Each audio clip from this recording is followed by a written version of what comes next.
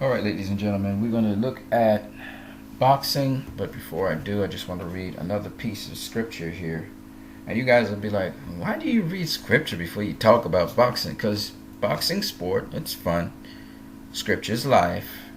And life we got to deal with. All right? So I always start off with something serious, and then we get into the fun part. Okay, first work, then play, then we have a happy day. All right, guys. So I was looking at Psalms chapter 40, and a very depressed, very powerful king. He comes from depression, and he comes out of the depression, and he's praising God. One of the things I want to tell you guys is, what dictates your emotion is your thoughts. Whatever you meditate on is going to determine how you feel. Okay? So, the way how the body works is you have something called the amygdala. The amygdala is what is the organ inside of your brain that sort of influences emotion.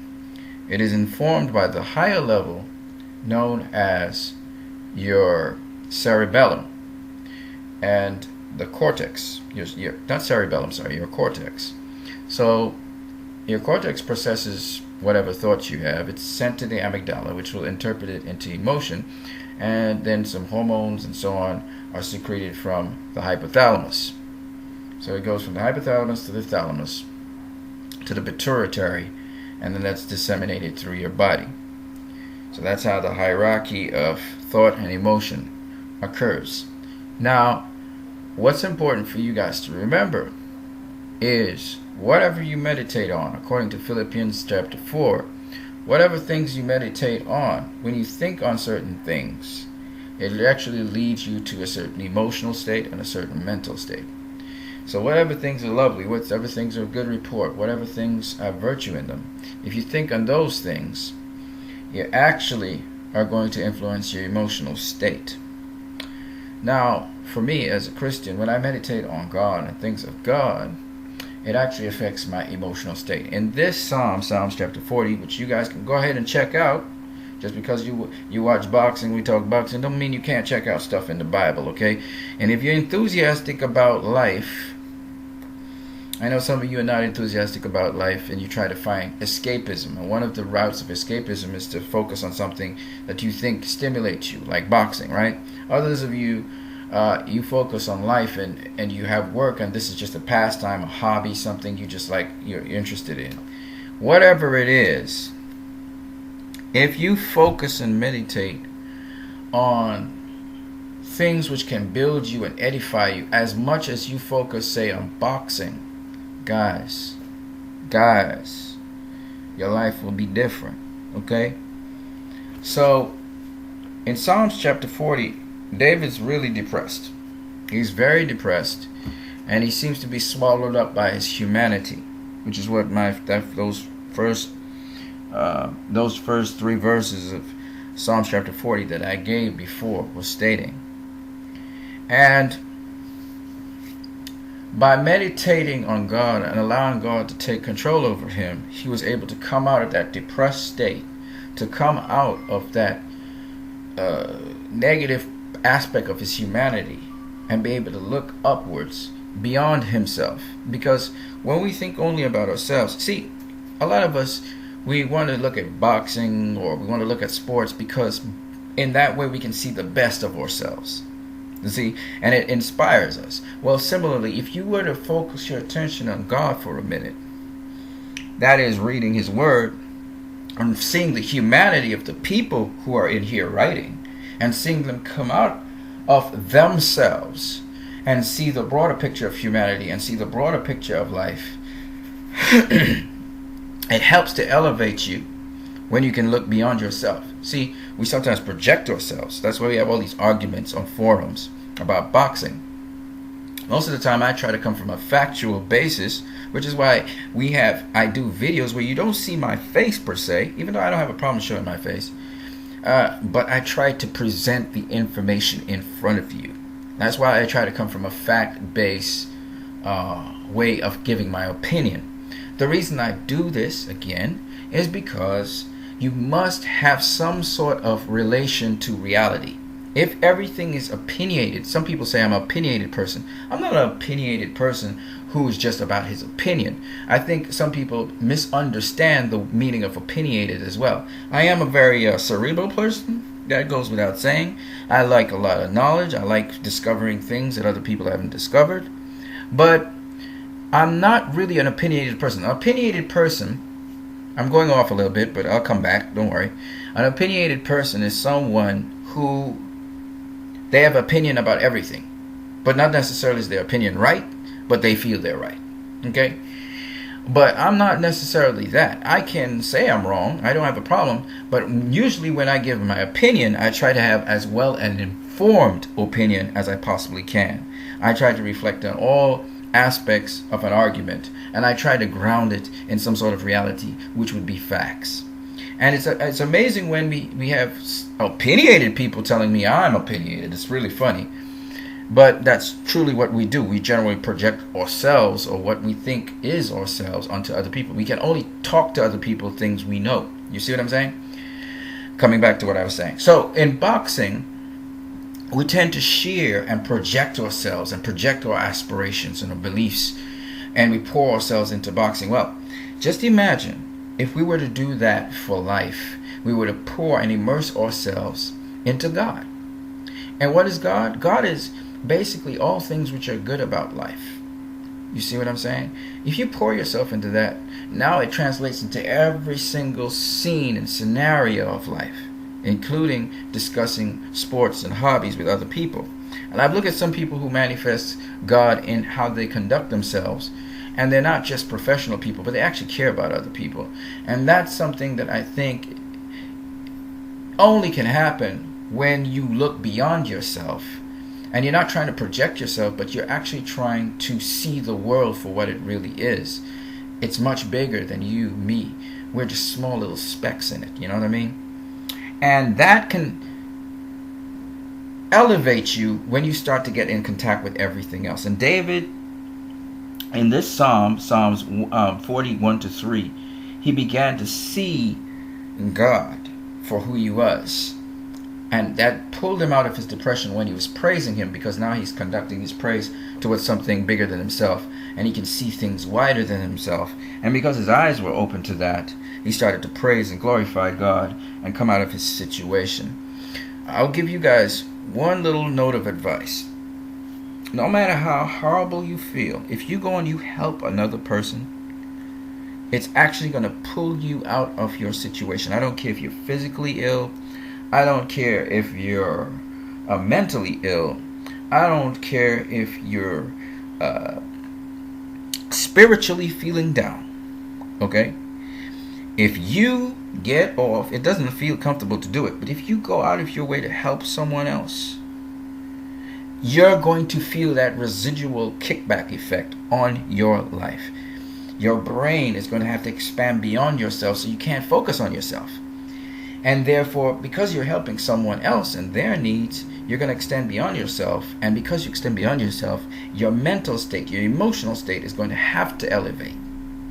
And when it does elevate, you're going to be in a place where you've actually pulled yourself out of, temporarily, but still, out of your situation that you were in. Okay? So that's a little tidbit for all of you guys. I want to thank the donators of my channel before I get into this little tidbit. So let's get into it. BoxingScene.com, a guy called Vadim Pushkin, he said that Artur Beterbiev, he may just automatically be the contender, the number one light heavyweight contender to Andre Ward-Kovalev winner. And this is, you know, if Andre Ward does not rematch Kovalev, or if Sullivan Barrera does not match up with Beterbiev, Beterbiev is going to be the contender to Ward if Ward is there or he doesn't retire, or Kovalev if Ward does retire. He's going to be the mandatory according to the IBF, which I find very interesting, because there's something very interesting going on also in the WBC, and we'll talk about that in a minute. But here it says, this article highlights that The IBF is aware that Barrera refused to fight with BF. Right now we're going down the ratings, and if no one agrees to fight with BF, then he will become the mandatory challenger to fight the winner of Kovalev Ward rematch, an IBF press official stated to Basil Konov. So, they're looking for an opponent for BF to face. And it's no surprise, I really like BF's style of boxing. I'm a fan of him, and that's why I'm even talking about this. He's a very tough fighter. He's a tough guy, but he also has better defense. He's much better defense than Gennady Golovkin and Sergey Kovalev. And I like that he has all-round game. He can fight on the inside. He can fight on the outside. He's really, really solid when it comes to that. I would love to see this guy, BF, face Kovalev or Ward. I would absolutely love that. I think that is a great fight. I think that's a fight that should happen because Andrew Ward has to clean up. He has to at least face Adonis Stevenson. Adonis Stevenson at least deserves that. And he also needs to face a couple other top contenders. But, hey, I would like to see BF get a little bit more experience inside the ring and then go after these guys. Go after Kovalev. Go after Ward. I'm absolutely all for that. You know, I think BF has everything to be to have a good contested match, especially to give Andre Ward a good challenge, because BF basically can handle all ranges, and he's a thinking fighter. He has good skill. He doesn't have the speed and quickness that Ward has, but he's solid all around. And you don't necessarily have to have speed as much as you have to have timing. Of course, the level of opposition BF has been facing is nothing like on Ward's or Kovalev's level. I think that's where they'll have the edge on him. And they both, I think, at this present point in time would beat him. But if he gets a little bit more experience and he gets, he's moving up right now. He's getting tougher and tougher competition. So they need to just keep him more active. Let him get used to the different levels of competition that are out there, because remember, the amateurs is different to the pros, and he was a good amateur, no doubt, but he needs to get that pro experience under his belt well enough, and then absolutely get him in there with Ward, get him in there with Kovalev, get him in there with Adonis Stevenson. I want to see him against everybody. I want to see him against Barrera too. Barrera backed out of it. I'm not too sure why. I was looking forward to seeing Barrera versus BF, but it didn't happen, so it is what it is. But he is, I think, the best Russian fighter out there right now. He is the complete package. He's got power, he's got technical skill, he's got good defense, and he's tough. So I really like what I'm seeing with BF. I'm looking forward to seeing more of him. When I saw Sergey Kovalev, I thought that Kovalev was unbeatable at light heavyweight. I'm second guessing that now, obviously, because Andrew Ward is up there. I thought that Kovalev would beat Adonis Stevenson, mainly because even though Adonis Stevenson is very fast, very quick, sharp, I thought when Kovalev catches him, it's going to be a different story. I may be wrong. But now we have Artur BF who's rising up into the ranks. We also have Eliter Alvarez. Pay attention to him. He's a pretty decent boxer, but I don't think he's on the level of a BF. BF is so clinical in how he proceeds, and he has a really solid defense. I mean, you can't really hit BF that easily. He's not easy to hit. So I really like that. He reminds me a little bit, not really, he's a totally different style, but Dmitry Pirog. Dmitry Pirog, again, is another one of those fighters who I really enjoyed his style. And he was like a shocker. I mean, he just came out of nowhere and just, but he was around all the time. He just was in obscurity in Russia. So I like Pirog. I like BF. I really do. If you ask me who's the fighter that would be my favorite fighter right now in boxing, it's BF. BF is my favorite boxer. I know that might shock everybody, but I really like this guy. But we'll see what happens with him. We'll see what happens with him. I'm paying attention. I have an eagle eye on BF to see if he does any better, or we have to see what he does as the competition gets stiffer for him. I don't think you can put him in there with Ward yet, or with Kovalev, but they look like they want to make him get that big jump. I would suggest he fight somebody like Chad Dawson or or like a Joe Smith Jr. or because he needs tougher competition. He needs higher level competition, or even Andres Fonfora first. I think you should put him in with one of those guys first before you really just give him this gigantic leap there. I don't think it's fair to him. I think he's still learning. So we'll see what happens. I mean, Sullivan Barrera would have been a good matchup as well, or even him against the undefeated Eliter Alvarez. All of that would be cool. All right, he's not just a guy with punching power. He has some good technical skills. I think he needs to be developed more. I'm glad he's not being overhyped. I'm so glad about that. Just move him along nice and smooth. Let him get his experience, and then when he's legit, put him in with one of those big terrible champions. Roaring Lions. Let's see him do his thing.